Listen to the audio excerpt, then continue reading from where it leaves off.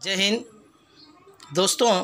कल मुझे काफ़ी रिक्शा चलाने वाले लोग, टैक्सी चलाने वाले लोग, कुछ दुकानदार लोग और कुछ हॉकर जो सब्जी तरकारी बेचते हैं, अपना पेट पालते हैं, दो वक्त की रोटी कमाने के लिए सुबह से शाम तक ये लोग मेहनत कर रहे हैं। सरकार कहती है काम के लिए आप जाइए, मगर जाने के लिए रिक्शे की भी ज़रूरत है। बस तो है पर कुछ जगह पे रिक्शे की भी ज़रूरत पड़ती है, मगर रिक्शा चलाने का आदेश नहीं है। अब अगर रिक्शा चलेगी नहीं तो मज़दूर अपने जगह पे कैसा पहुंचेगा काम की जगह पे। कुछ लोगों को मुंबई के अंधेरी से बोरीवली जाना पड़ता है, कुछ लोगों को मुलुंड जाना पड़ता है, कुछ लोगों को चीता ट्राम्बे जाना पड़ता है, कुछ लोगों को कुलाबा जाना पड़ता है। तो किस तरह से जाएंगे? कुछ लोगों को पूना भी जाना पड़ता है, पास बनाना पड़ता है। हर इंसान मज़दूर आज परेशान है। कल मज़दूर रो रहे थे, रिक्शा चलाने वाले लोग रो रहे थे कि थोड़ी सी गलती होती फ़ोटो निकाल कर भेज देते। हम मजदूरी हमारे दिन की 500 रुपये, कभी 600 रुपये, कभी 700 रुपये, 1000 रुपये आती है।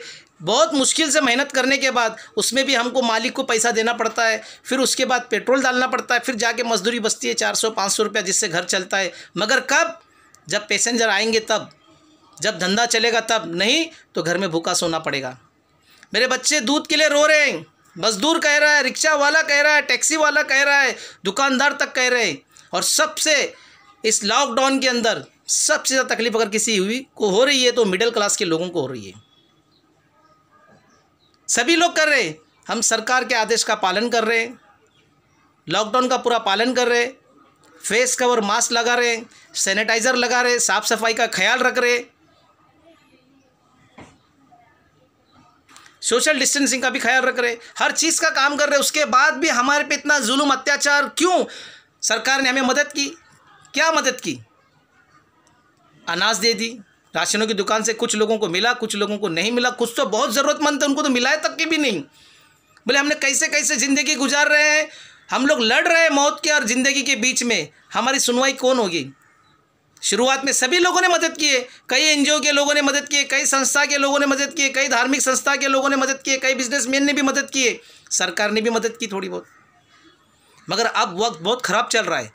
अब वो वक्त नहीं है, लोग भूखे मर जाएंगे अगर सरकार ने इन पर ध्यान नहीं दिया, ख्याल नहीं दिया। मैं केंद्र सरकार से और राज्य सरकारों से अनुरोध करूंगा, रिक्वेस्ट करूंगा कि आप लोग ध्यान दीजिए। बहुत हालत ख़राब है, आप लोग ध्यान नहीं दे रहे गरीबों के ऊपर। ज़रूरत गरीबों पे ध्यान देने का है। आज एक रिक्शा चालक पूरी दिन भर मजदूरी करके घर पे हरा थका जाता है, अगर 4 पैसे लेकर नहीं जाएगा, उसके घर में उसका परिवार, जैसा आपका परिवार है वैसा उनका भी परिवार है। आप करोड़पति, अरबोपति, मिनिस्टर लोग हैं, आप लोग आराम से अपने गद्दियों में, एयर कंडीशन रूमों में, एयर कंडीशन गाड़ी में घूम रहे हैं, लेकिन गरीबों का क्या होगा? जो ज़मीन पर लौटता है, उसके बच्चे इंतज़ार करते हैं, घर में पंखे तक नहीं होते, बिजली का बिल ज़्यादा आने की वजह से डर के घरों में इलेक्ट्रिसिटी बंद रखते हैं। इनको इलेक्ट्रिसिटी भरना है, पानी का बिल भरना है, बच्चों को दवाखाना लेकर जाना है तो निजी अस्पताल बंद रहने से परेशान है, कहीं और अस्पताल जाना तो रिक्शे में लेकर जाना है उनको, वो भाड़ा कौन भरेगा? अभी स्कूल की फ़ीस भरना है, बच्चों को अच्छी शिक्षा देने के लिए सरकार कहती है, मगर अच्छी शिक्षा के साथ में वो शिक्षा का डोनेशन, वो फीस कौन भरेगा? भरने के लिए मेहनत करेंगे, 4 पैसे घर में आएंगे तभी उसके बाद वो भरेंगे। मगर ऐसा कुछ नहीं हो रहा है, लोग बहुत परेशान है। कल रो रहे थे, एक आदमी बताया मैं स्कूटर पे अपनी वाइफ को ले हॉस्पिटल लेकर जा रहा था, मेरा एक छोटा बच्चा बीमार था और प्राइवेट हॉस्पिटल बंद है, और कई बार तो प्राइवेट हॉस्पिटल में डॉक्टर का कोई टाइमिंग नहीं होता, एक दिन आता है तो एक दिन नहीं आता है। हम लोग गवर्नमेंट हॉस्पिटल में जा रहे थे और रास्ते में पुलिस ने पकड़ा, फ़ाइन मारा। मेरे पास पेट्रोल डालने तक को पैसे नहीं है, फ़ाइन भरने को पैसे नहीं है, उसके बाद भी कोई सुनवाई नहीं। पुलिस क्या करेगी? जो आदेश ऊपर से आएगा वो उनका पालन करेंगे। मगर हम गरीबों का क्या हम गरीब जानवर हैं? इस देश के नागरिक नहीं? क्या हमारी कोई सुनवाई नहीं?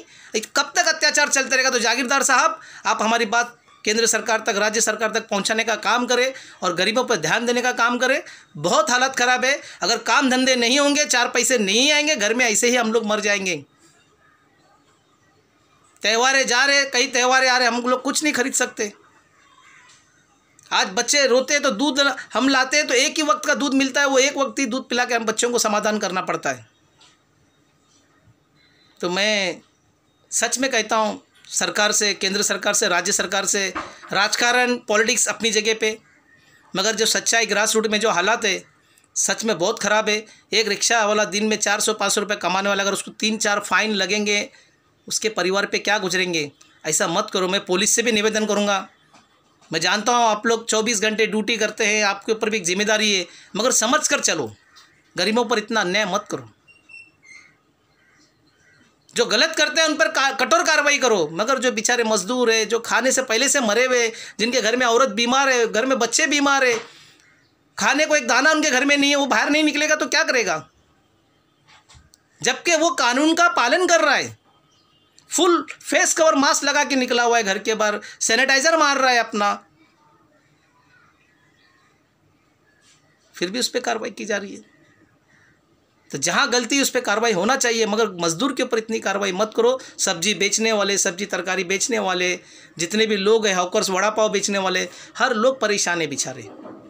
पूरे रिक्शे वाले रो रहे, टैक्सी वाले, छोटे छोटे दुकानदार। मैं आम नागरिक से, मुंबईकर से भी, महाराष्ट्र के लोगों से भी निवेदन करूंगा, अनुरोध करूंगा कि आप लोग भी सोशल डिस्टेंसिंग का ख्याल रखें, इन दुकानदारों का नुकसान ना करें, क्योंकि आप लोग भीड़ जमाते हैं तो तकलीफ उनको होती है। आप तो लेकर बाजार लेकर चले जाते हैं, लेकिन उसके बाद तकलीफ पुलिस उनको करती है। तो आप आदेश का पालन करें, भीड़ ना जमाए, सोशल डिस्टेंसिंग का ख्याल रखें। मैं सरकार से निवेदन करूंगा कि इनके कारोबार को चालू करने दो, रिक्शा वालों को चलाने दो, टैक्सी वालों को चलाने दो, छोटे दुकानदार को चलने दो, हॉकर्स को चलने दो।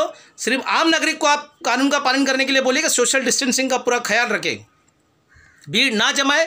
जो भी सामान खरीदना है ये करा, आप सोशल डिस्टेंसिंग 1 मीटर का फासला रखकर खरीदे, धक्का ना मारे, भीड़ ना जमाए, आपस में एक दूसरे को दूरी बनाए रखें। बस खत्म, इतनी सी बात है। इसमें कोई बीमारी लगने वाली नहीं है। उसके बाद भी इतना डरा कर अगर लोगों पर अन्याय अत्याचार होता रहेगा तो कैसा चलेगा। गरीब का ये इंसान है, ये भी हमारे देश के नागरिक है। कितना भूख बर्दाश्त करेगा इंसान।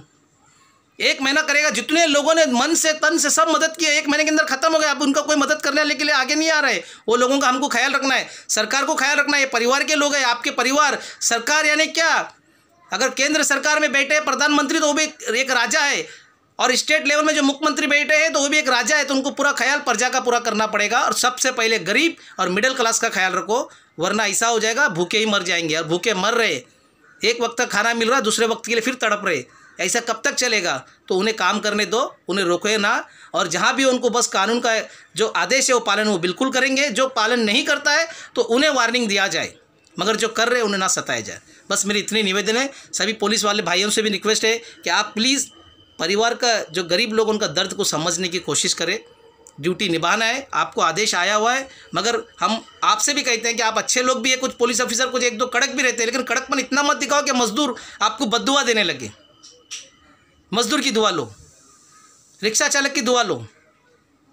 अगर हम गरीब की दुआ नहीं लेंगे तो हमारा परिवार भी सुख नहीं रहेगा। जय हिंद, जय महाराष्ट्र, जय राष्ट्रवादी।